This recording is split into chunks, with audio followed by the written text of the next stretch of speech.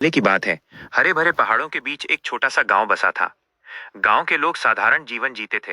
खेतों में काम करते, पशु पालते और शाम को चूल्हे के चारों ओर बैठकर कहानियां सुनते। गांव के ठीक बीचों बीच एक बहुत पुराना और विशाल वटवृक्ष खड़ा था। लोग उसे जादुई पेड़ कहते थे, क्योंकि कहा जाता था कि वो पेड़ मन की सच्ची इच्छाएं पूरी कर सकता है। गांव के बुजुर्ग हमेशा बच्चों को समझाते कि उस पेड़ के पास बिना वजह नहीं जाना चाहिए, क्योंकि जादू हमेशा वरदान भी देता है और परीक्षा भी लेता है। गांव में एक लड़का रहता था। नाम था आरव। वो बहुत जिज्ञासु और सपनों से भरा हुआ था। उसका सपना था कि वो गांव का सबसे बुद्धिमान और ताकतवर इंसान बने, ताकि वो सबकी मदद कर सके। लेकिन अक्सर लोग उस पर हंसते, क्योंकि वो गरीब था और उसके पास कुछ भी खास नहीं था। एक दिन आरव ने सोचा, अगर सच में ये पेड़ इच्छाएं पूरी करता है तो मुझे वहां जाना चाहिए। रात का समय था। पूरा गांव सो चुका था। चांदनी पेड़ की डालियों पर चमक रही थी।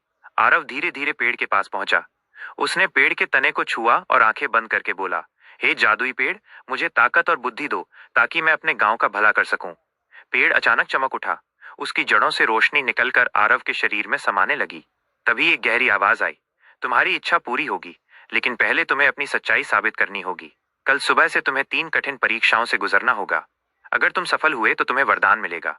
अगले दिन सुबह गांव में अजीब घटनाएं होने लगी। पहली परीक्षा थी साहस की।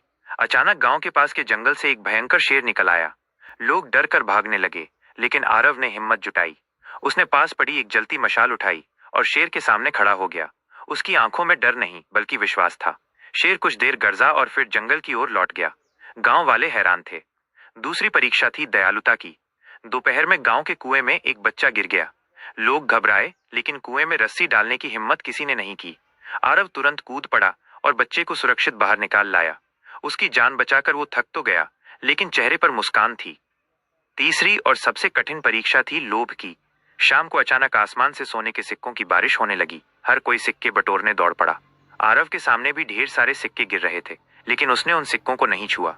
उसने सोचा, अगर मैंने लालच किया तो मैं दूसरों की मदद नहीं कर पाऊंगा। मुझे सिर्फ ज्ञान और शक्ति चाहिए, दौलत नहीं। पेड़ ने ये सब देखा और अचानक उसके सामने फिर से रोशनी फैल गई।